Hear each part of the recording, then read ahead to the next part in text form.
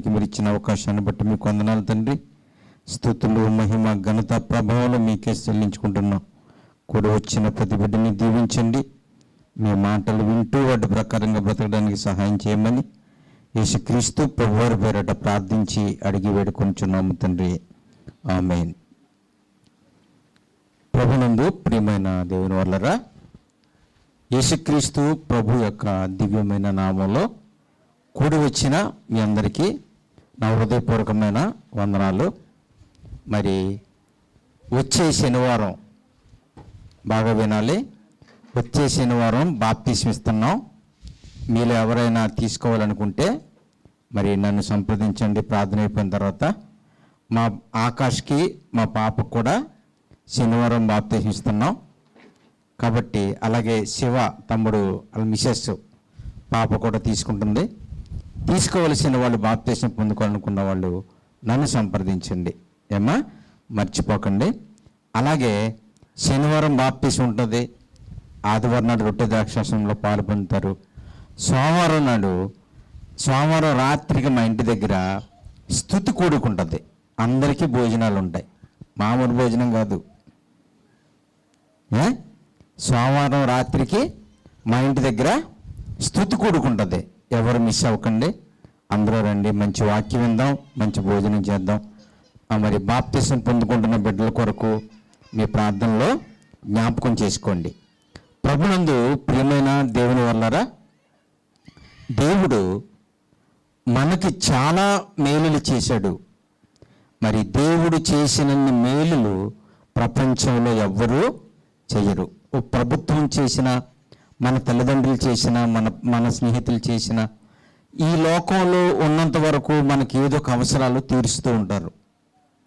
అలాంటి వాళ్ళనే మనం దేవుడు అని, దేవుళ్ళ ఆదుకున్నామని ఇలా మనం కోరుకుంటూ ఉంటాం. నిజానికి దేవుణ్ణి మించిన దాతలు కానీ, దేవుణ్ణి మించిన స్నేహితులు కానీ, దేవుణ్ణి మించిన ప్రేమ చూపేవాళ్ళు కానీ లోకంలో ఎవరు ఉండరు. ఎందుకంటే దేవుడు చాలా అవసరాలు తీర్చాడు. నిజంగా యేసుక్రీస్తు ప్రభువారిని కూడా మన కొరకు పంపించాడు కదా. ఆ వచ్చిన యేసుక్రీస్తు ప్రభువారు దేవునికి ప్రియకుమారుడు అన్నాడు. చూడండి, మనకు తెలుసు యేసుక్రీస్తు ప్రభువారైన ప్రియకుమారుడైన ఆయన్నే మనుషులందరి రక్షణ కొరకు బలి చేశాడు. అంటే దేవుడు ఏమేమి ఇచ్చాడో ఒకసారి వెనక్కి వెళ్ళి మనం ఆలోచించుకుంటే, మనం తినటానికి ఆహారం ఇచ్చాడు, త్రాగడానికి నీళ్ళు ఇచ్చాడు కదమ్మా. మనకు ఒక మంచి మనసు ఇచ్చాడు. పుట్టుకతోనే మనకు ఒక గుడ్ క్యారెక్టర్ ఇచ్చాడు. బై బర్త్ పుట్టుకతోనే మనకి నీతి న్యాయాలు కలిగిన జీవితం ఉంది. మాటలు రాకపోవచ్చు, పుట్టినంటనే మాట రాకపోవచ్చు, పుట్టినంటనే నడక రాకపోవచ్చు, కానీ మంచి లక్షణాలు కలిగిన బుద్ధిని మాత్రం దేవుడు మనకి ఇచ్చాడు. ఒకటి కాదు, మీరు ఒకసారి ఆలోచించుకోండి. దేవుడు నాకు ఏమేం చేశాడు అని ఆలోచించుకుంటే చాలా చేశాడు. అంతేకాదు, మరి ఈ లోకంలో మనం కొద్ది కాలమే ఉంటాం కదా, మరణించిన తర్వాత వేరే లోకానికి వెళ్ళిపోతాం కదా, దానికి కూడా రుజువులు చూపించాడు. ఎంత అదృష్టవంతులండి మనం. బ్రతికుండగానే మన అవసరాలు తీర్చాడు. ఈ లోకంలో ఎంతకాలం ఉంటామో అంతకాలం మన అవసరాలు తీర్చాడు. అంతేకాకుండా ఇక్కడుండగానే ఇంకో లోకాన్ని వెతుక్కోమని మనకి బుద్ధి కలిగించాడు. అవునా? ఇంకేం చేశాడు?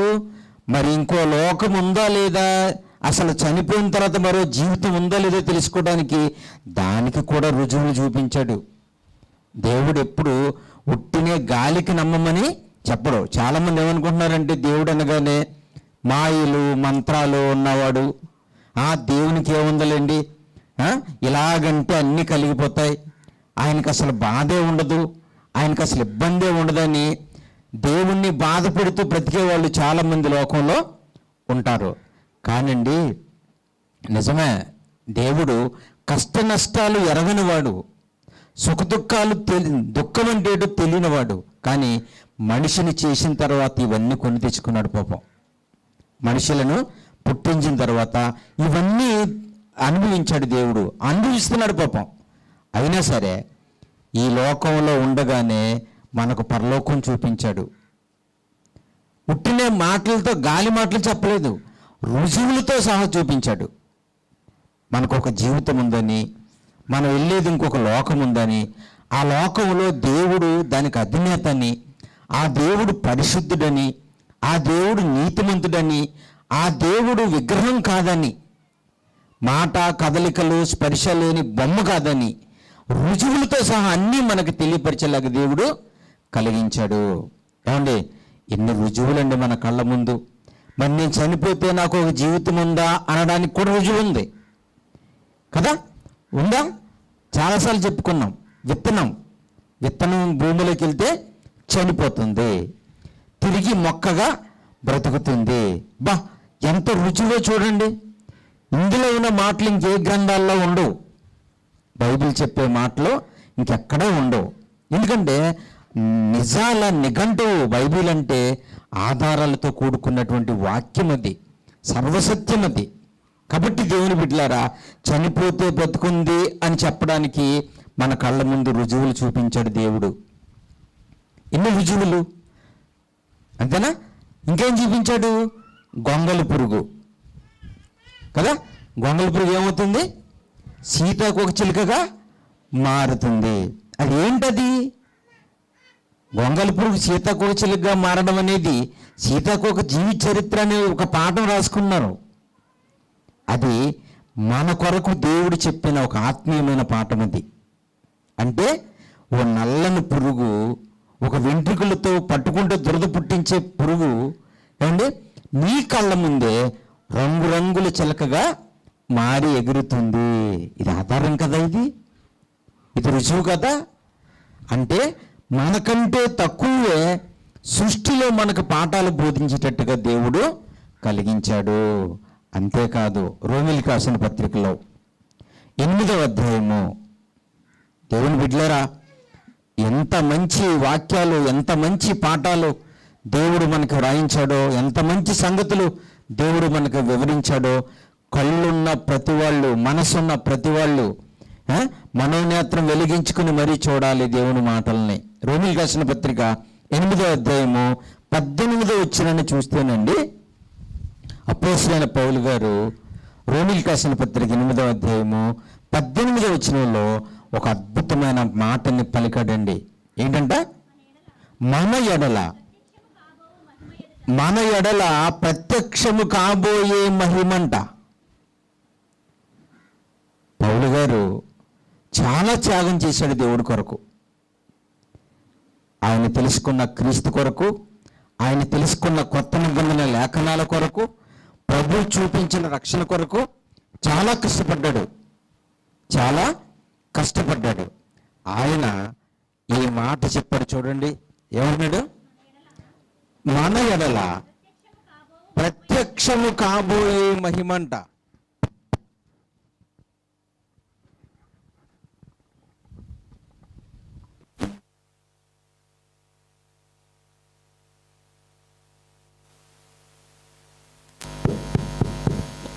మన ఎదుట, రోమీయులకు రాసిన పత్రిక 8వ అధ్యాయము 18వ వచనం, మన ఎడల ప్రత్యక్షము కాబోయే మహిమంటండి. అంటే మన ఊహలకు అందనిది, మానవ విజ్ఞానానికి తెలియనిది, మనుషులందరి కొరకు ఒక అద్భుతమైనది ప్రత్యక్షం కాబోతుంది అనేది మనకు అర్థమవుతుంది. వింటున్నారా? ఏంటది? మన ఎదుట ప్రత్యక్షము కాబోయే మహిమ. అంటే దేవుని బిడ్డలారా, మరి ఈ జీవితంలో ప్రభువుని నమ్ముకున్న మన బ్రతుకులో కదా, మరి చాలా కష్టాలు అనుభవించే వాళ్ళు ఉన్నారు, ఇబ్బందులు పడేవాళ్ళు ఉన్నారు. ఇప్పటికీ హైందవ కుటుంబాల్లో వాళ్ళు ప్రభువుని నమ్ముకున్న వాళ్ళు భర్తలు నమ్ముకోలేదు, లేదంటే భర్తలు నమ్ముకున్న భార్యలు నమ్ముకోలేని ఉంటారు. రకరకాల శ్రమలు, అందరికీ ఒకే విధమైన శ్రమలు ఉండవు, అందరికీ ఒకే విధమైన ఇబ్బందులు ఉండవు. ఏదైతేనే రకరకాల శ్రమలు, రకరకాల ఇబ్బందులు అందరూ అనుభవిస్తూనే ఉన్నారు. ఉన్నవాళ్ళకి లేని వాళ్ళకి అందరికీ శ్రమలు ఉన్నాయి. అయితే వీటన్నిటికీ ప్రతిఫలంగా యేసుప్రభుని నమ్ముకున్న తర్వాత, యేసుక్రీస్తు ప్రభువారిలో రక్షణ పొందుకున్న తర్వాత పరలోకానికి సిద్ధపడిన మన జీవితంలో వీటన్నిటికీ ప్రతిఫలంగా ఏదో మహిమ ప్రత్యక్షం కాబోతుంది అంటున్నాడు. అంటే అది ఎంత ఆనందదాయకమైనదో, అది ఎంత గొప్పదో, అది ఎంత వర్ణింపలేనిదో అయితేనే తప్ప ఈ మహాత్ములు ఇలా మాట్లాడరు. పౌలు గారు ఆయన నోటంట ఈ గొప్ప మాట వచ్చిందంటే అందరిలాగా 4 రాళ్ళు వెనకేసుకున్నాయని కాదు. పౌలంటే దేవుని కొరకు 4 రాళ్ళు పాడేసుకున్నవాడు కదా. అన్ని సాగినప్పుడు, అన్ని బాగున్నప్పుడు మాటలు చెప్పాయంటే అబ్బో ఎంత గొప్పగా చెప్తామో, కానీ ఏమీ లేనప్పుడు, అన్ని కోల్పోయినప్పుడు మాట్లాడమంటే నోరు మాట్లాడలేదు, మనసు రాదు. నా మనసు బాగోలేదండి, అవునా, ఏమంటాం? నా మనసు బాగోలేదండి, నేను పాడలేనండి, ఎవరికైనా ఇవ్వండి అంటారు. వాక్యం చదవమని అనుకోండి, నా మనసు బాగోలేదండి, ఎవరికైనా ఇవ్వండి అంటారు. కానీ అన్ని నష్టపోయిన వీళ్ళు, దేవుని కొరకు సమస్తాన్ని నష్టపోయిన అపోస్తులు, అసలు వీళ్ళ ఆలోచన సరళి చూడండి ఎలా ఉందో, వీళ్ళకి ఎంత కాన్ఫిడెన్స్ ఉందో చూడండి. ఆయన ఎంత నమ్మితే ఆ విషయాన్ని సమాజానికి చెప్పాడో ఈ మాటలు అర్థం చేసుకోవచ్చు. మన ఎదుట ఏదో మహిమ, ఊహలకందని మహిమ, ఆలోచనకందని మహిమ ఏదో ప్రత్యక్షం కాబోతుంది. ఏంటంటారా మహిమ? ఏమా మళ్ళీ చదవండి. మన ఎదుట ప్రత్యక్షము కాబోయే మహిమ ఎదుట ఇప్పటి కాలపు శ్రమలు అసలు లెక్కల్లో తీసుకోకూడదంట. ప్రభువా నాకు భోజనం లేదు, ప్రభువా నాకు ఆరోగ్యం లేదు, ప్రభువా నాకు కాళ్ళు బాగలేవు, ప్రభువా నాకు తల బాగోలేదు, ప్రభువా నాకు పస్తులున్నాయి అన్నవి చెప్తాం కదా. శ్రమలంటే ఇవే కదండి. మనం ఏం చెప్తాం? కష్టాలంటే ఏం చెప్తామో మనం? కష్టాలంటే అన్నం లేదనో, ఉద్యోగం లేదనో, ఇల్లు లేదనో, ఆరోగ్యం లేదనో చెప్తాం కదా. ఇవే శ్రమలు అని దేవుడికి చెప్తూ ఉంటాం. ఇవి శ్రమలే, మానవ జీవితానికి ఇవి కూడా శ్రమలు. ఎందుకంటే మనం చిన్నవాళ్ళం, మట్టి శరీరాల్లో ఉన్నవాళ్ళం, ప్రతి సమస్యకి తలడిల్లిపోతాం. తలపోటు అంటారు కదా, తలపోటు కూడా చాలా బాధ, అవునా? తలపోటు వచ్చిందనుకోండి మనస్థిమితం ఉండదు. అంతెందుకు అప్పుడు దాకా యాక్టివ్గా బాగా ఉంటాం, కానీ జ్వరం వచ్చిందనుకోండి, ఫీవర్ వచ్చిందనుకోండి, బాడీ సిస్టమ్ మారిపోతూ ఉంటుంది, కళ్ళు మండిపోతాయి, శరీరం ఒళ్ళు మండిపోతూ ఉంటుంది, ఏమి తినబుద్ధి కాదు. అది మనకి ఇబ్బందే. అయితే ఏదైతే సమస్య అని మనం ఆలోచిస్తున్నామో, ఏదైతే శ్రమ అనుకుంటున్నామో, ఏదైతే ఇబ్బంది అని ఫీల్ అవుతున్నామో, అసలు యేసుక్రీస్తు ప్రభువారు ఈ లోకానికి మరలా వచ్చినప్పుడు, రెండోసారి రాబోతున్నప్పుడు, ఆయన కొరకు, మన కొరకు తీసుకొచ్చే ఆ గొప్ప మహాభాగ్యం పరలోకానికి వెళ్ళే జీవితం. అసలు దాంతో కంపేర్ చేసుకుంటేనంట, పరలోకం వెళ్ళే జీవితంతో మనం పోల్చుకుంటేనంట, అసలు అన్నం లేకపోవడం సమస్య కాదంట, ఉద్యోగం లేకపోవడం సమస్య కాదంట, ఇల్లు లేకపోవడం సమస్య కాదంట, ఆరోగ్యం లేకపోవడం సమస్య కాదంట, వివాహం కాకపోవడం సమస్య కాదంట.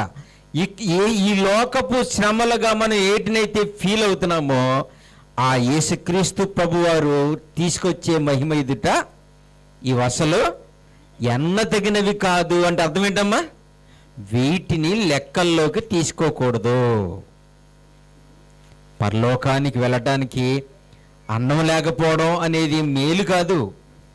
అవే మనం చూపించి, నీకు అది చేశాను, నీకు ఇది చేశాను, నేను అలా భరించాను ప్రభువా, ఈ కష్టాల్లో ఎలా ఉండిపోయాను, నేను నీకోసం నిలబడ్డానంటాం కదా. మంచిదే, వాటిలో కూడా మనం నిలబడగలగాలి, వాటిలో కూడా మనం దేవుణ్ణి గెలిపించగలగాలి. అయితే ఇవి రాబోయే పరలోకం ఎదుట పెద్ద లెక్కల్లో లేవివి. మీరు దేవుడి కొరకు ఏం చేసినా, మీరు దేవుడి కొరకు ఏమిచ్చినా, మీరు దేవుడి కొరకు ఏమైపోయినా పరలోకంతో పోల్చుకుంటే మీరేం చేసినా తక్కువే, ఏం చేసినా తక్కువే. అలాగంటున్నానంటే, పౌలు గారు అలాగ అన్నాడంటే అది ఎంత బాగుంటుందో చూడండి. పరలోకం ఎంత గొప్పదై ఉంటుంది. రాబోయే మహిమ అనేది చిన్న మాట కింద మనకు తెలుస్తుంది. చిన్న మాట కింద మన సమాజం నేర్పించింది. రాబోయే యేసుక్రీస్తు ప్రభు వస్తాడు, యేసుక్రీస్తు ప్రభు వస్తాడు అనగానే చిన్నగా ఊహించుకున్నాం మనం. ఎంతటి ఆకారంతో రాబోతున్నాడు, ఎలాంటి కృపతో మన మధ్యకి రాబోతున్నాడు, ఆయన కొరకు ఇన్ని నిందలు బాధలు పడిన వాళ్ళ కొరకు ఎంత గొప్ప బహుమానం తీసుకురాబోతున్నాడు అనేది ఈ మాటల్లో మనకు అర్థమవుతుంది. వింటున్నారా? కాబట్టి దేవుని బిడ్డలారా, మనం ఏమి చేసినా అసలు పరలోకం ముందు అసలు సరిపోదు, లెక్కల్లోకి రావంట ఈ శ్రమలు. అంటే అర్థం ఏంటి? పరలోకం పొందుకోవాలంటే ఇంకా ఏదో చాలా చేసేయాలన్నమాట. స్వర్గం పొందుకోవాలంటే ఇంకా చాలా ఏదో చేసేయాలన్నమాట.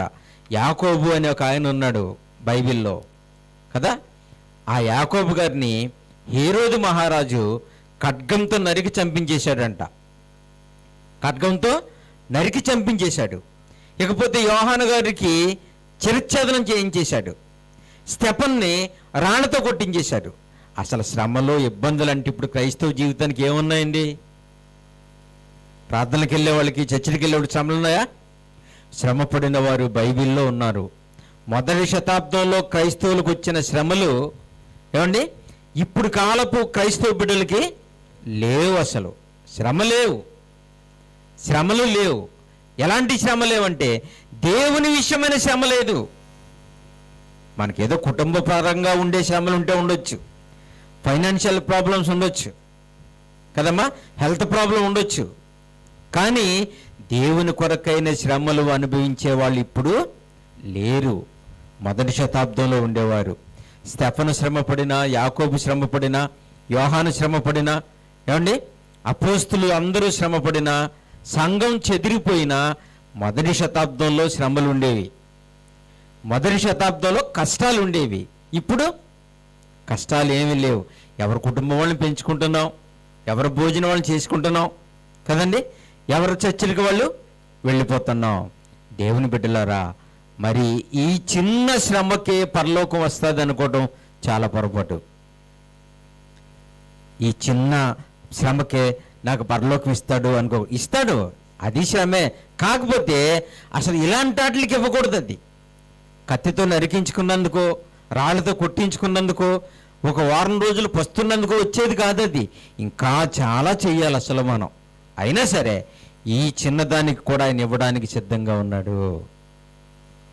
మనం అంత శ్రమ పడకపోయినా, మనకంత కష్టం లేకపోయినా ఈ చిన్నదానికి కూడా ఇవ్వడానికి సిద్ధంగా ఉన్నాడు. అందుకే ఈ మాట చెప్పాడు అన్నమాట. ఇప్పటి రాబోయే మహిమ ఎదుట ఇప్పటి కాలపు శ్రమలు ఎన్నదగినవి కావని ఎంచుచున్నాను అన్నాడు. చూడండి, రాబోయే మహిమ ఎదుటంట ఇప్పుడు కాలపు శ్రమలు ఎన్నదగినవి కాదు. పస్తులు ఉండడం, ఆరోగ్యం లేకపోవడం, ఇల్లు లేకపోవడం, ఉద్యోగాలు లేకపోవడం, ఇవి అసలు శ్రమలే కాదు. దేంతో పోల్చుకుంటే, పరలోకం వెళ్ళే దాంతో పోల్చుకుంటే ఇవి పెద్ద శ్రమలు కాదండి. అమ్మో, అది పొందుకోవడానికి ఇంకా చాలా కష్టపడాలి. అయినా సరే ఈ చిన్న విషయాల్లోనైనా మీరు నమ్మకంగా ఉంటే తప్పనిసరిగా అయినా మనకు మహాలోకాన్ని ఇస్తాడు. దేవుని బిడ్డలారా, చిన్న విషయాల్లో కూడా నమ్మకంగా ఉండాలండి. చిన్న విషయాల్లో కూడా నమ్మకంగా ఉండాలి, యథార్థంగా ఉండాలి, మంచిగా ఉండాలి, ప్రేమతో ఉండాలి. ఆలోచించండి, అలా బ్రతకాలి. ఎందుకంటే ఇంత ప్రేమగల దేవుడు ఎవరు ఉండరు. అసలు ఇంత ప్రేమతో చూసే దేవుడు ఎవరు ఉండరు. చాలా ప్రేమగలవాడు మనం నమ్ముకున్న దేవుడు, చాలా గొప్పవాడు మన ప్రభు. దేవుని బిడ్డలారా, అందుకనే పూర్వకాలంలో ఇంత ప్రేమించి దగ్గర పెట్టుకుని, అసలు మన్నా అంటే నిజంగా చాలాసార్లు చెప్పాను కదా, ఏ దేశంలో పండుతుందండి మన్నా అనేది? ఏ దేశంలో పండే పంట అండి? ఏ దేశంలోనూ పండదు. ఆకాశంలో నుంచి కురిచింది అని చదువుకున్నాం బైబిల్లో. అలాంటి భోజనం పెట్టాడు. ఎవరికి? ఇశ్రాయేల్కి. మీరు ఎప్పుడైనా తిన్నారా? మన్నా తిన్నారా? ఎప్పుడు తినలేదు మనం. ఏ హోటల్లోనూ ఉండదు. ఎంత స్టార్ హోటల్లోనైనా మామూలు ఇలాంటిదే మనం తినేదే తప్ప ఏమన్నా, కాకపోతే అక్కడ వెరైటీగా వండుతారు అంతే. అంతేగాని మన్నా అమ్మే హోటల్స్ ఏమి లేవు. కానీ ఎవరు తినని భోజనం ఇశ్రాయేలు తిన్నారు. ఎవరు చూడని అద్భుతాలు ఇశ్రాయేలు చూశారు. ఎవరూ పొందుకోలేని మేలులు ఏం చేశారు? ఇశ్రాయేలు పొందుకున్నారు. అయినా కృతజ్ఞత లేనివారుగా బ్రతికారు. కృతజ్ఞత లేనివారుగా బ్రతికారు. అప్పుడు ఏం చేశాడు దేవుడు? వీళ్ళకి బుద్ధి రావాలంటే ఏం చేయాలి? పక్క దేశం ఉండో పక్క రాష్ట్రం ఉండో లేపేవాడు, 4 తగలు ఇచ్చేవారు, తీసుకెళ్ళి వెట్టి చాకరీ చేయించుకునేవాడు. అది బాగుందా? కాళ్ళ దగ్గర పెరుగన్నం తిని కడుపు నిండా దేవుడి కోసం బ్రతకడం బాగుంటుందా? ప్రేమగా చూస్తే, మంచిగా చూస్తే నచ్చదు కదా, నచ్చదు. అందుకే తల్లిదండ్రులు కూడా పిల్లలకి గారం పెట్టకూడదు అంటారు. గారాభం పెట్టకూడదు, వాళ్ళకి లోకి ఇవ్వకూడదు అంటారు. ఎందుకంటే మీరు మనకు ముద్దే, మన పిల్లలంటే మనకి ముద్దు, మనకిష్టం. మరి మీ దగ్గర ఉన్నట్టు పక్కడి దగ్గర ఉండి కూరుతుందండి. మీ చెవుల్లాగా మీ మీదకి ఎక్కేసి, మీ చెవుల్లాగేసి, మీ తల పీకేసి, మిమ్మల్ని గుద్దేసినట్టు నా మీద పడిపోయి గుద్దేస్తే బాగుంటుందా? అందుకనే మిమ్మల్ని కొట్టకూడదాడు, నన్ను కొట్టకుండా ఉండాలంటే ముందల లైన్లో పెట్టాలి. అందుకనే అలాగ దేవుడు మంచిగా ఉన్నంతసేపు చక్కగా పోషించేవాడు. మాట తప్పితే మాత్రం కోపం వచ్చి వాళ్ళని అప్పగించేసేవాడు.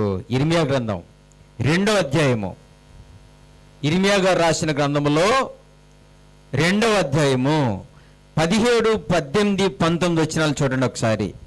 ఇర్మియా గారు రాసిన గ్రంథంలో 2వ అధ్యాయము 17, 18, 19 వచనాల్లో దేవుడు ఎంత గొప్ప మాట రాశాడో చూడండి అండి.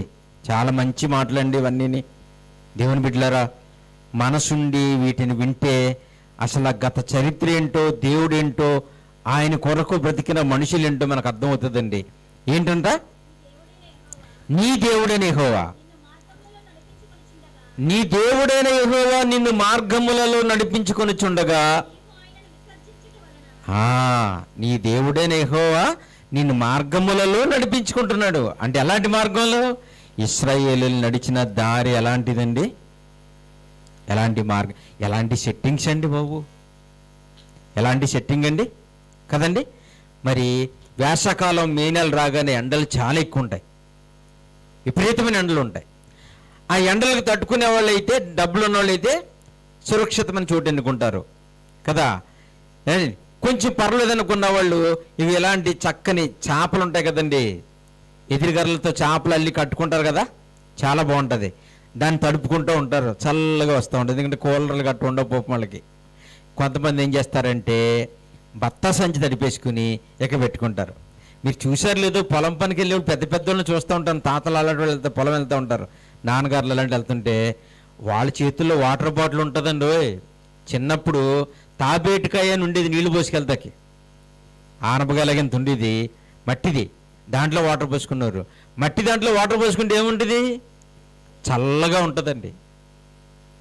ఎంత మంచిది, చల్లగా ఉంటుంది. అది పట్టుకెళ్ళేవారు. కానీ ఇప్పుడు ఏం పట్టుకెళ్తున్నారు? అలాంటివి లేవు. వాటర్ బాటిల్, పెద్దోళ్ళు కూడా, వాళ్ళు కూడా వాటర్ బాటిల్, తాగేసిన వాటర్ బాటిల్లో ఇంటికాడ నీళ్ళు పోసుకుని పట్టుకెళ్తున్నారు. పట్టుకెళ్తే వాటర్ బాటిల్లో పోసిన నీళ్ళు ఏమైనా కూలింగ్ ఉంటుంది? ఉండదు. కనుక ఏం చేస్తున్నారు? దానికి బియ్యం సంచి చింపేసి, గోనె సంచి కాయ చుట్టూరు, సీసా చుట్టూరు కట్టేసి దాన్ని తడుపుకుని మోటార్ దగ్గర పెట్టుకుంటారు. మోటార్ దగ్గర పెట్టుకుంటే ఆ గోనె సంచికి పట్టిన తడి వల్ల చల్లగా ఉంటుంది అనమాట. అలా తాగేవారు. అలాంటిది ఇశ్రాయేలీయులు నడిచినటువంటి 40 సంవత్సరాల యాత్రలో ఫుల్ ఎండండి. ఎందుకంటే ఈజిప్టు, జోర్డాను, కువైటు, ఈ దేశాలన్నీ మీరు చూస్తే విపరీతమైన వేడి కలిగిన ప్రదేశాలు, మామూలు మట్టి ఉండదు. దుబాయ్ ఇలాంటి దేశాల్లో మామూలుగా మనకలాగా ఎర్రమట్టి, నల్లరేగడ మట్టి ఉండవు. ఎక్కడ చూసిన ఇసుక, మెత్తటి ఇసుక, ఏమీ పండదు. అలాంటి ప్రదేశాలు. అలాంటి దాంట్లో 45 డిగ్రీల టెంపరేచర్ కలిగిన ఎండలో దేశం ఈజిప్ట్ నుంచి కానాను దేశానికి నడక మొదలు పెట్టారంటే మరి పగలంతా అంత ఎండలో, అంత టెంపరేచర్లు ఎలా వస్తారు?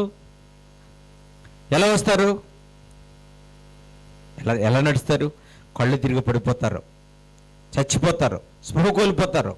వడదెబ్బ అంటారే, అలాగనమాట. వడదెబ్బ తగిలిందనుకోండి ఇంక తిరిగి ఉండదు, కళ్ళు తిరిగిపోయి తలపోటు వచ్చేస్తుంది, కింద పడిపోతాం, చాలా చచ్చిపోతారు, అన్కాన్షియస్ స్టేజ్లోకి వెళ్ళిపోతాం, ప్రాణం పోతుంది. కానీ అంత ఎండలో నడుస్తుంటే, అంత ఎండ తీవ్రతలో నడుచుకుంటూ వస్తుంటే, ఇశ్రాయేలీయులు వస్తుంటేనంట పగలు మేఘస్తంభం అంటే ఏంటనుకుంటున్నారు మీరు? పగలు మేఘస్తంభం అంటే ఏంటి తెలుసండి? కరెంట్ స్తంభం అనుకుంటున్నారు ఏంటి? ఏమా, మేఘస్తంభం అంటే ఎంత ఉండాలి? 6 లక్షల మందికి ఎంత స్తంభం ఉండాలి? ఎంతమంది నడుస్తున్నారు? పిల్ల పీత అందరూ ఇలా కలిసి 6 లక్షల మంది నడుస్తుంటే ఎలాంటి స్తంభం ఉండాలి? వాళ్ళకి నీడ ఇవ్వాలంటే ఎలాంటి స్తంభం ఉండాలి? మేఘస్తంభం అంటే అప్పుడప్పుడు మనం మేఘం వస్తుంది చూడు, అది అనుకుంటున్నాం మనం.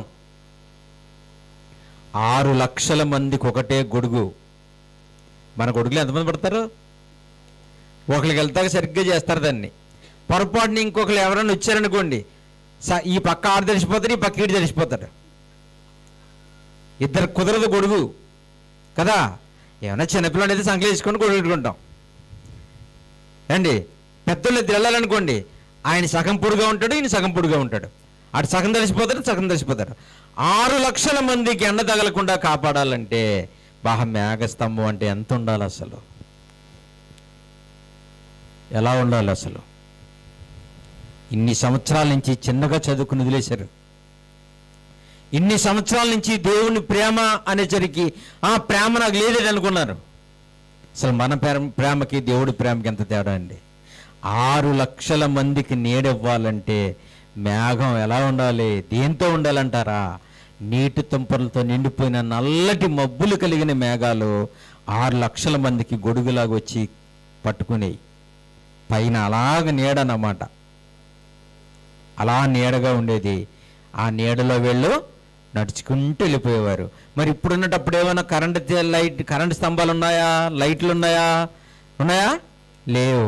రాత్రి ఎలా? మరి రాత్రి అగ్నిస్తంభం. అదెంత ఉందో, అది ఎంత ఉంటే 6 లక్షల మందికి లైటింగ్ వస్తుందో. అదండి దేవుని ప్రేమ. అలాంటి దేవుడు అంత చక్కగా నడిపించుకుంటూ వస్తుంటే, అంత చక్కగా పోషించుకుని వస్తుంటే, కొవ్వు పట్టిన వారిగా, మనసు మదించిన వారిగా, అంత ప్రేమ గల దేవుడికి అంత వ్యతిరేకంగా బ్రతికితే ఆయన మనసు నొచ్చుకుందండి. అందుకే అంటున్నాడు, ఏమన్నాడు? నీ దేవుడని యెహోవా నిన్ను మార్గములలో నడిపించుకుని చుండగా నీవు ఆయన విసర్జించడం వలన నీకు నీవే శత్రువులు వచ్చి తన్నేసి ఈడ్చుకుపోయేవారు ఇశ్రాయేలీయుల్ని. కదా, మరి ప్రేమ కుదరకపోతే సెకండ్ అప్లై చేసేవలసిందే. మాట వినకపోతే తగలనివ్వాలి. ప్రేమ పనికి రాలేదనుకోండి, అలాంటప్పుడు దేవుడు వాళ్ళని అన్యులకు అప్పగించేసేవాడు, యుద్ధానికి అప్పగించేసేవాడు, ఈడ్చుకుపోయేవారు. అక్కడ పడి ఏడుస్తుంటే అప్పుడు అంటున్న మాట అన్నమాట ఇది. శత్రువుల దగ్గరికి వెళ్ళిపోయి గొళ్ళుమని ఏడుస్తుంటే అప్పుడు చెప్పిన మాట ఏంటది? నీవు షీహోరు నీళ్లు త్రాగుటకు ఐగుప్తు మార్గంలో నీకు ఏం పని? అక్కడికి వెళ్ళిపోయావేట్రా నువ్వు?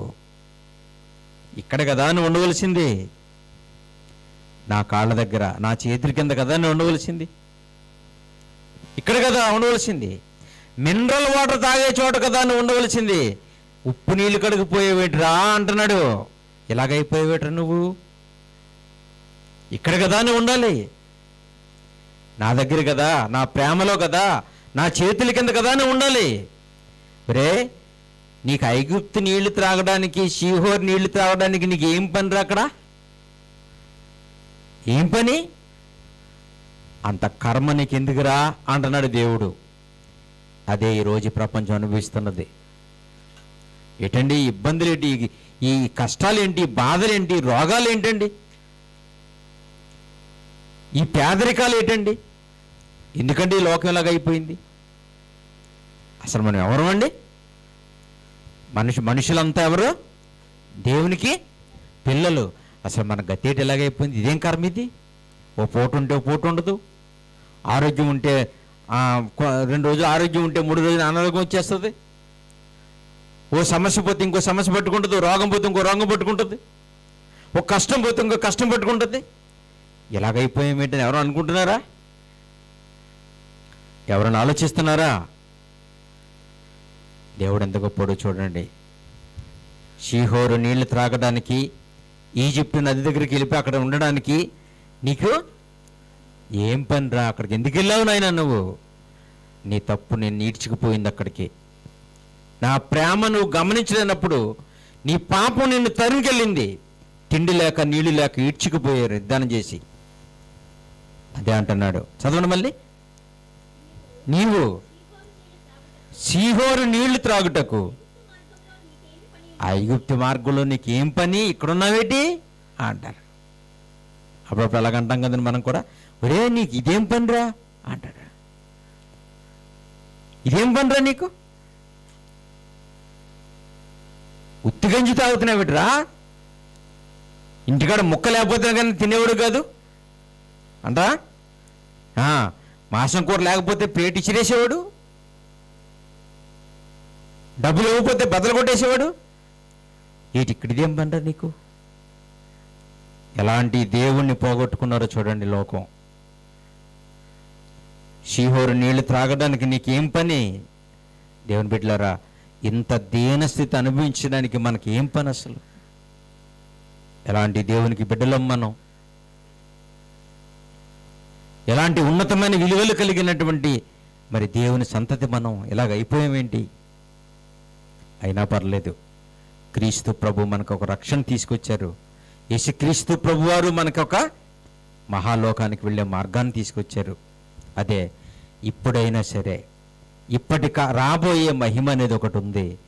ఆ మహిమను మీరు పొందుకోవడానికి ఇప్పటి కాలపు శ్రమలు ఎన్నదగినవి కాదు. శ్రమ ఉందని బాధపడకండి, ఇబ్బంది ఉందని బాధపడకండి. అసలు దాంతో పోల్చుకుంటే అసలు ఇవన్నీ అసలు లెక్కల్లోకి రావు ఇవి. అందుకనే జీవితాన్ని ముందుకు తీసుకెళ్ళిపోవాలి, ఆగిపోకూడదు.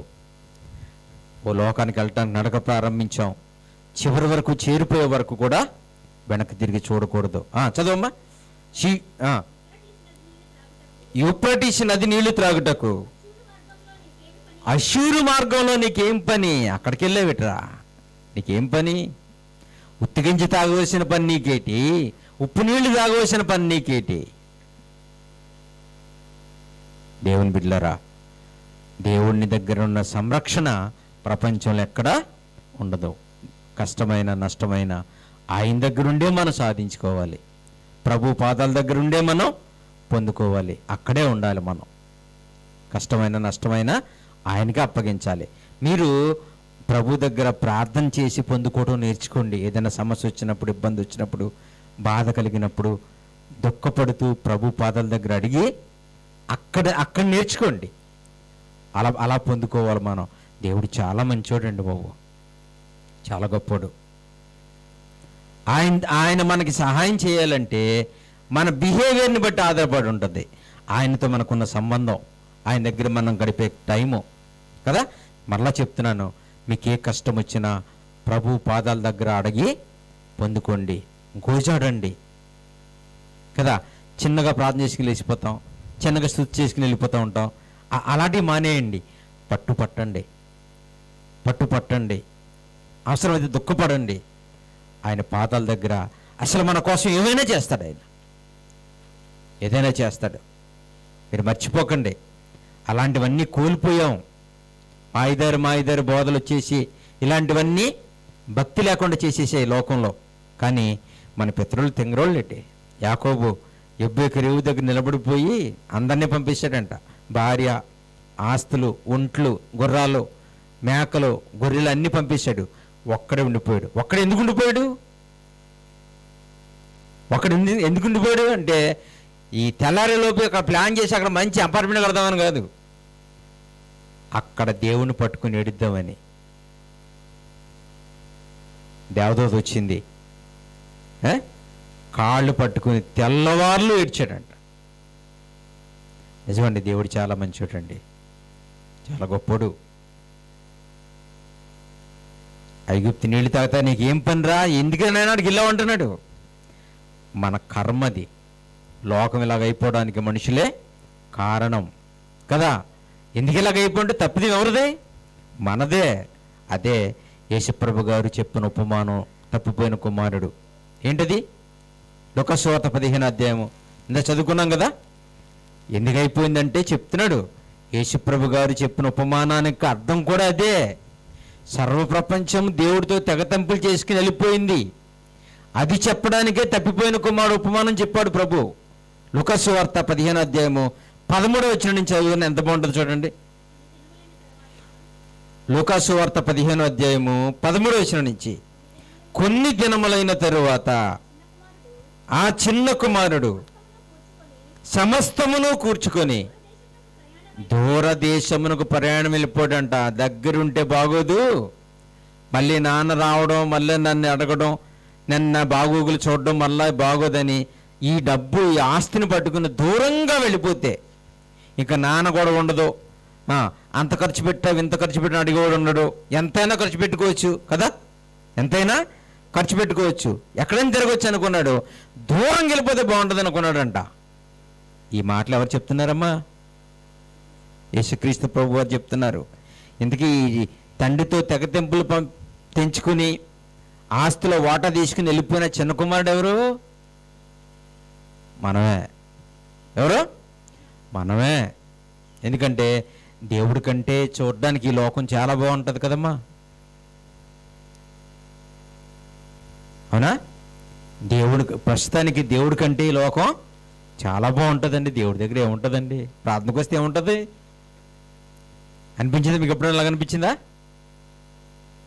ఇక్కడ బాగుంటుందా, బయట బాగుంటుందా? ఇక్కడ బాగుంటుందా, బయట బాగుంటుందా? మనసున్న వాళ్ళకి ఇక్కడే బాగుంటుంది ఏమా. మాయదారి మనసున్న వాళ్ళకి అక్కడ బాగుంటుంది. హంగులు, ఆ రంగులు కదా, అలాంటి మాయదారి ఆర్భాటాలు ఇక్కడ ఉండవు. మీ మనసుని ఇక్కడ ఉండడానికి కంట్రోల్ చేసుకోవాలి, ఇలా మలుచుకోవాలి. మీ చేతుల్లో ఉంది, మన చేతుల్లో ఉంది. కాబట్టి ప్రియులారా, అందుకనే దూరం వెళ్ళిపోతే బాగుంటుంది అనుకున్నాడంట. యేసుప్రభు గారు చెప్పిన ఉపమానంలో ప్రపంచ భవిష్యత్తు ఉంది. అలా వెళ్ళిపోయింది ఎవరో కాదు, మనమే, ప్రపంచ ప్రజలే. అంత ప్రేమ గల దేవుడితో తెగతెంపులు చేసుకుని పోయింది లోకం, అనుభవిస్తున్నారు. మళ్ళా కరోనా రెండోసారి వస్తుందంట. ఓసారి అయిపోయింది, టీవీల్లో వాటిల్లో వాయించేశారు, బుర్ర చెడగొట్టేశారు, దడదలాడించేశారు, అందరూ మానసిక రోగులు అయిపోయారు. అది పోయిన కరోనాలే. కరోనా రాకముందే చాలామంది సిక్ అయిపోయారు. ఎందుకు? ఇంకేముంది, వచ్చేసిందంటే మెదరిపోయిందంటే చచ్చిపోయారంటే. అసలు కరోనా రోగం చైనాలో వచ్చిన తొలి రోజుల్లోనైతేనండి, మామూలుగా వార్తలు చూడడానికి టీవీ పెట్టాను, అప్పుడే నా గుండె ఆగిపోయినంత పని అయిపోయింది. అది నాకే కాదు చాలామందికి. ఏంటంటారంటే పెద్ద పెద్ద డాక్టర్లు, ఏమంటే మరి కరోనా వస్తే మరి ఏంటంటే పరిస్థితి అంటే, వస్తే ఇంకేం లేదమ్మా, గొయ్యి తవ్వుకుంటావే అని చెప్పేవారు పెద్ద పెద్ద డాక్టర్లు. కరోనా రోగం వచ్చిందనుకో, మందు లేదు, ఇంకేమీ లేదు, ఇక గొయ్యి తవ్వమని చూసుకుంటాం, 4 రూపాయలు ఇచ్చి ఆ పని మీద ఉంటాం అనేవారు. వచ్చిన వాడు ఎవడో బ్రతకడనేవారు, వాయించేశారు. అవన్నీ చూసి చాలామంది మానసిక రోగులైపోయారు. తెలుసా మీకు? ఎవరికైనా పొరపాటుని కరోనా అని తినడం కాదు, కరోనా టెస్ట్ చేశారండి చాలు మేడ మీద దూకేసేవారు. మేడ మీద దూకేసేవారు. చాలామంది చదువుకునే వాళ్ళు ఉంటారు కదా, కొంతమంది పాజిటివ్కి నెగిటివ్కి తేడా తెలుదు పాపం వాళ్ళకి. తెలుసా? పాజిటివ్ అంటే ఏంటి? ఉన్నట్టు, నెగిటివ్ అంటే ఏంటి? లేనట్టు. ఆడెవరో వాళ్ళ నాన్నకి, ఎవరే మీ నాన్నగారికి కరోనా నెగిటివ్ వచ్చిందని, నెగిటివ్ వచ్చిందని ఈడు చచ్చిపోయాడు, ఆడు చచ్చిపోయాడంట. నెగిటివ్ వచ్చిందని వాళ్ళ నాన్న చచ్చిపోయాడు, ఈయన చచ్చిపోయాడంట. ఎందుకని? అంతే కదా, కొన్నిసార్లు మనం నెగిటివ్ అంటే పాజిటివ్ అనుకుంటాం, అందరికీ తెలియదు కదా. అలా చంపేశారు కొంతమందిని. కొంతమంది మేళ్ళ నుంచి, కొంతమంది హాస్పిటల్లో నుంచి దుకేశారా. రకరకాలుగా బెంబేలు ఎత్తిపోయారు. ఇప్పుడు మళ్ళీ రెండోసారి వస్తుందంట. ఈసారి అంటున్నారు, మొన్నటిదాకా అయితే ఒక వారం రోజులు 10 రోజులు ఉండేవారు, ఈసారి 3 రోజులేనంట. ఇంకోసారి వస్తుంది, అప్పుడు 3 గంటలే. అప్పుడు ఎంతసేపు ఉంటుంది? 3 గంటలే. ఇంకా తర్వాత వస్తుంది, ఇంకా మాట ఉండదు. ఇలా భయపెట్టి చంపేస్తున్నారు కదా. ఎంత గజగజలాడిపోయారు బాబు. ఎవరికైనా కరోనా వచ్చిందంటే ఎంత అడావుడు చేశారు. పచ్చని గుడ్డ కట్టేశారు ఇంటి చుట్టూరు. ఇంకా వాళ్ళని చూసేవారు పాకిస్తాన్ వాళ్ళు చూసినట్టు చూసేవారు. ఆ దారంటే వెళ్ళేవారు కదండి అసలు. ఇప్పుడు ఎలాగుందండి? కరోనాకి ఎవరైనా భయపడుతున్నారా? అసలు ఆ కరోనా భయపడి వెళ్ళిపోయింది. రేపు పొద్దున్న ఇంకేమైపోతుందో. ఇది ఒక్కటే కాదు, ప్రపంచం ఇలాంటివి చాలా ఎదుర్కోవాలి. ఎవరు బాబు గారిది ఈ లోకం? చేసిన ఆయన కోసం బ్రతకపోతే, చేసిన ఆయన మనసు తెలుసుకోకపోతే, లోకాలను కలిగి చేసిన దేవుడు అవసరం మనిషికి లేకపోతే, మనిషి ఎందుకు దేవుడికి? అసలు మనుషులు ఎందుకు దేవుడికి? నీ ఇష్టం వచ్చిన దానికి మొక్కుతావని కాదు, నీ ఇష్టం వచ్చిన దాన్ని పూజిస్తావని కాదు. దేవుడు ఆయన మనకు తండ్రిగా ఉన్నాడు. వెతకాలి, దేవుణ్ణి తెలుసుకోవాలి, ఆయన మనసు తెలుసుకోవాలి. దేవుని బిడ్డలారా, అలాగనుకోలేదంట. నాన్న దగ్గర ఉంటే ఏముంటుంది? సినిమా చూడొద్దు అంటాడు, షుగర్కి వెళ్ళొద్దు అంటాడు, ప్యాకెట్ ఆడొద్దు అంటాడు, మందు ఆగొద్దు అంటారు. అంటారు కదా. వీడు అనుకున్నాడంటే ఇక్కడ నాన్న దగ్గర అంటే ఎలాగా ఉంటుంది? దూరంగా వెళ్ళిపోతాను అనుకుని వెళ్ళిపోయాడంట. అచ్చట తన ఆస్తిని దుర్వ్యాపారం వలన పాడైపోయింది. దుర్వ్యాపారం వల్ల ఏమైపోయినాయి? పాడు చేసేసారంట. దుర్వ్యాపారం అంటే ఏంటమ్మా? వ్యసనాలు, త్రాగుడు, వ్యభిచారం, జూదం, కోడిపందాలు, పేకాట, అవునా, బెట్టింగ్లు, అవునా, బెట్టింగ్లు, క్రికెట్ బెట్టింగ్లు, ఇవన్నీ కూడాను. చూడండి ఎలాగైపోయింది లోకం. ఏమండి, పిల్లలు ప్రాణాలు తీసేసే గేమ్ ఒకటి వచ్చింది మన మధ్యలో. పబ్జీ ఇది ఉంటుంది కదా, అలాంటి గేమ్ ఒకటి వచ్చింది. పిల్లలు ఆడుకుంటూ చచ్చిపోవడమే. కారు వెళ్తున్నది స్పీడ్గా మేడ నుంచి దూకేయడమే. అలాంటి ఆటలు వచ్చాయి. ఇలాంటి దౌర్భాగ్యమైన ఆటలకి క్రికెట్ వాళ్ళు, సినిమా వాళ్ళు అడ్వర్టైజ్మెంట్ ఇవ్వడానికి వాళ్ళు డబ్బులు తీసుకున్నట్టు మొన్నే కోర్టు వార్నింగ్ ఇచ్చింది. ఇలాంటి ఆటలు ఆడకూడదని భారతదేశం నిషేధిస్తే తిరిగి మరలా అలాంటి ఆటలకి, మాయిదారు ఆటలకి వీళ్ళు అంబాసిడర్గా ఉండి వాళ్ళు అడ్వర్టైజ్మెంట్లు ఇస్తున్నారు. దేవుని బిడ్డలారా, లోకం ఇంతే. మనసైనా మనిషి అయినా మన జీవితమైనా బాగోవాలంటే దేవుడి దగ్గరే.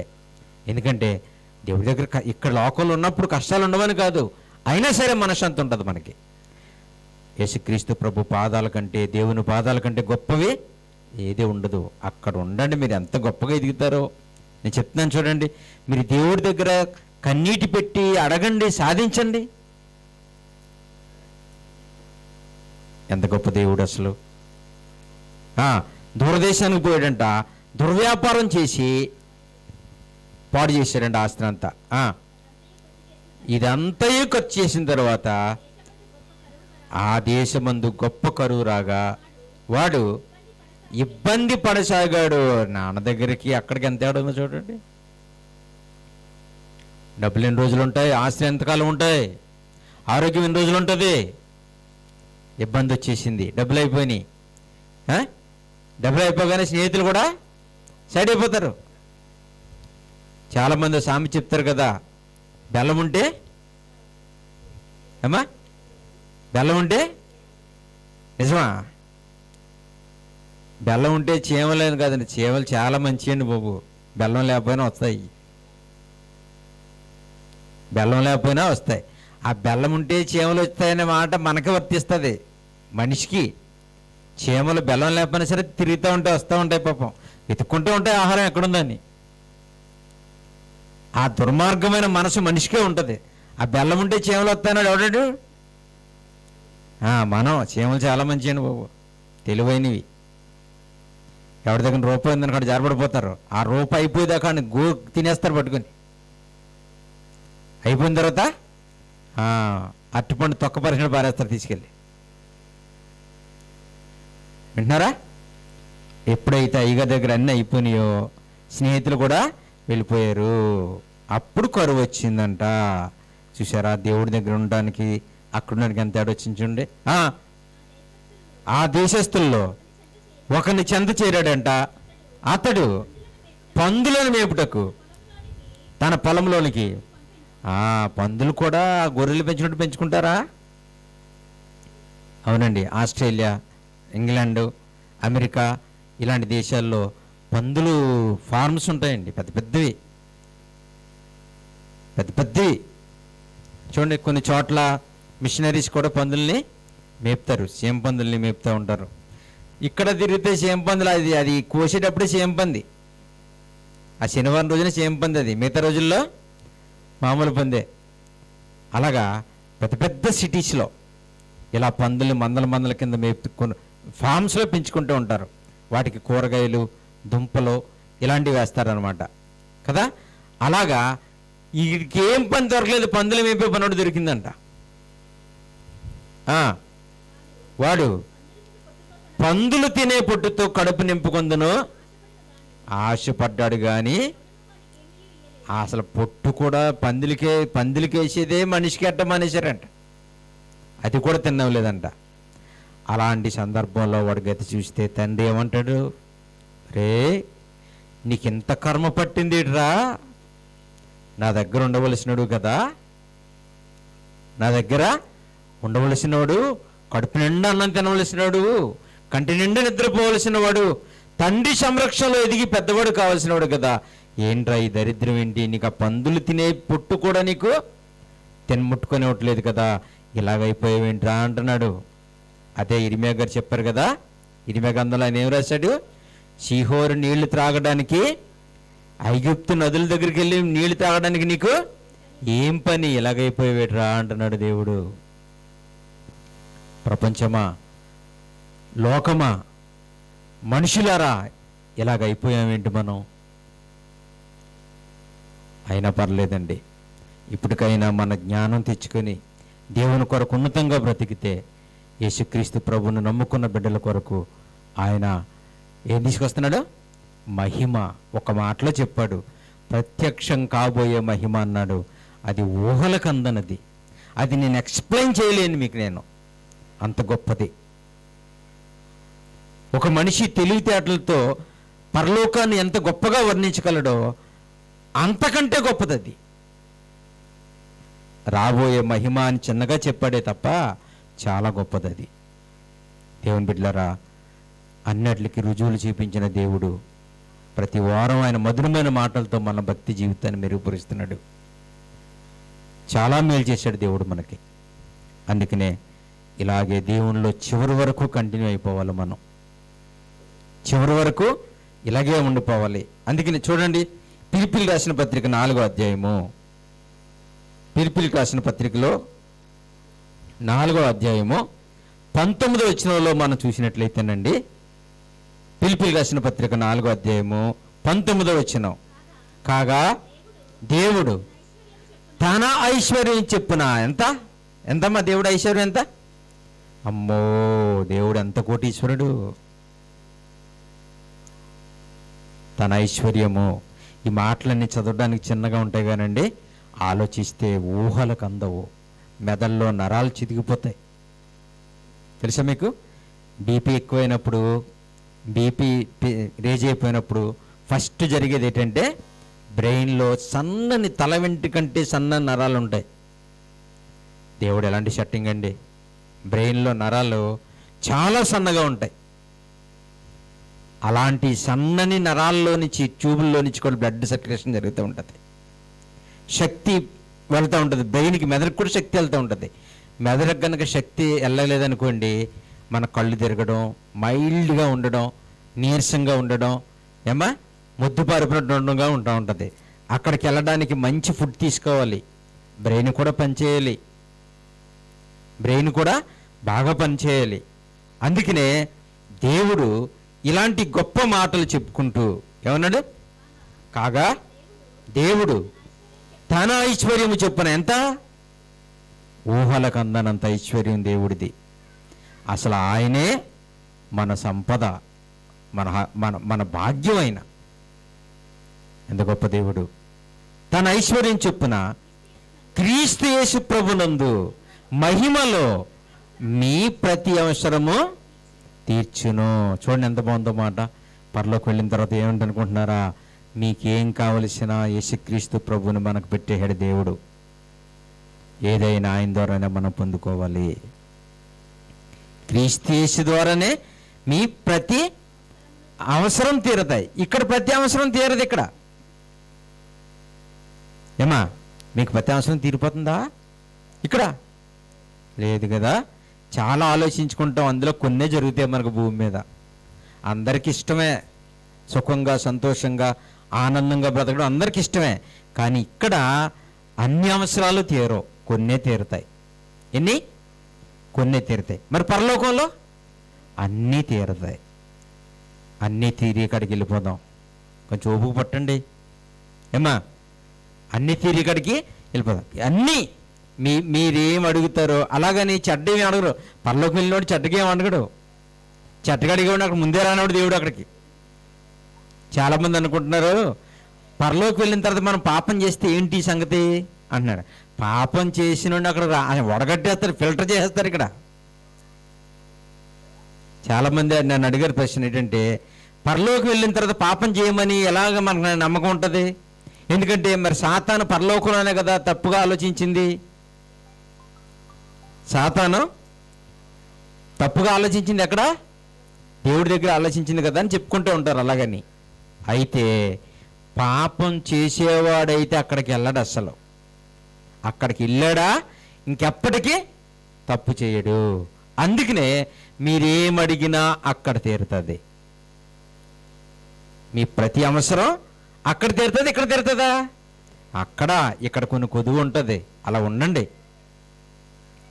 ఇక్కడ కొన్ని కొదువులు ఉంటాయి, అలాగని దేవుడు విడిచిపెట్టాడు. దేవుని బిడ్డలారా, అందుచేత దేవుని యొక్క మహామహిమ కలిగిన లోకానికి తీసుకువెళ్ళడానికి మన ప్రభు మన దగ్గరికి వస్తున్నాడు. ఆయనతో పాటు మహాలోకానికి వెళ్ళటానికి సిద్ధపడదాం. ఆ మహాభాగ్యాన్ని మనం పొందుకుందాం. ఎందుకంటే చాలా గొప్ప వాక్యం. దేవుని ప్రేమని పొందుకోలేకపోయారు. దేవుడి దగ్గర ఉంటే ఏంటో, బయట ఉంటే ఏంటో ఇశ్రాయేలీయులకి తెలిసి రాలేదు, గమనించలేకపోయారు. అందుకనే సీహోరు నీళ్లు తాగడానికి నీకు ఏం పనిరా? ఐగుప్తు నీళ్లు తాగటం వేట్రా? నువ్వు ఎక్కడ ఉండేవాడు ఇక్కడ ఉన్నవేట్రా? అలా ఉండవలసిన వాడు ఇలాగైపోయేటి నాయన అంటున్నాడు దేవుడు. దేవుని బిడ్డలారా, మనం ఇలా ఉండవలసిన వాళ్ళం కాదు. మనది లోకం కాదు కదా. మనది లోకం కాదు. మనం ఎలాగ ఉండవలసిన వాళ్ళం కాదు. మన ఉద్దేశాలు వేరు, మన తలంపులు వేరు, మన దేవుడు వేరు, మన లోకం వేరు. అక్కడికంటూ వెళ్ళిపోవడానికి ప్రభు మన దగ్గరికి వచ్చాడు, తీసుకెళ్ళడానికి. ఆ ప్రభు కృపలో భద్రపరచబడి దేవుని కోసం ఉన్నతంగా బ్రతకండి. మహాలోకానికి వెళ్ళే మహాభాగ్యాన్ని పోగొట్టుకోకండి. ప్రార్థన చేసుకుందాం. మహిమ కలిగిన మా తండ్రి, కృప కలిగిన మా దేవ, మీ ఉన్నతమైన నామాన్ని బట్టి, మా ప్రభు చూపించిన రక్షణ బట్టి మీకు ఎనలేని స్తుతులు, స్తోత్రములు, మహిమ, ఘనత, ప్రభావాలు చెల్లించుకుంటున్నాం తండ్రి. మీ కృప గొప్పది. మీ ప్రేమను గుర్తించలేకపోయారు చాలామంది. మా కళ్ళు తెరిపించి మీ వాక్యాలు మాకు నేర్పించి మా జీవితాల్లో మాకు నెమ్మదినిచ్చిన తండ్రి మీకు వందనాలు. మా ప్రతి అవసరత తీర్చే లోకం ఒకటి ఉందని, అప్పటి వరకు ఓపిక కలిగి బ్రతకమని మీ మాటలతో ఓదార్స్తున్నందుకు మీకు వందనాలు తండ్రి. ఇదిగో మీ బిడ్డలు వచ్చారు, మీ మాటలు విన్నారు, వాటి ప్రకారంగా బ్రతకడానికి సహాయం చేయండి. మా కష్టాలు, మా నష్టాలన్నీ మీకు తెలుసు తండ్రి. మా అడగక మునిపే మాకు అక్కరగా ఉన్నది ఏదో ఎలిగిన దేవుడవు. మీ బిడ్డల అవసరాలు తీర్చండి, ఓర్చుకునే మనసును అనుగ్రహించండి. యేసుక్రీస్తు ప్రభు పేరట ప్రార్థించి అడిగి వేడుకొనిచున్నాం.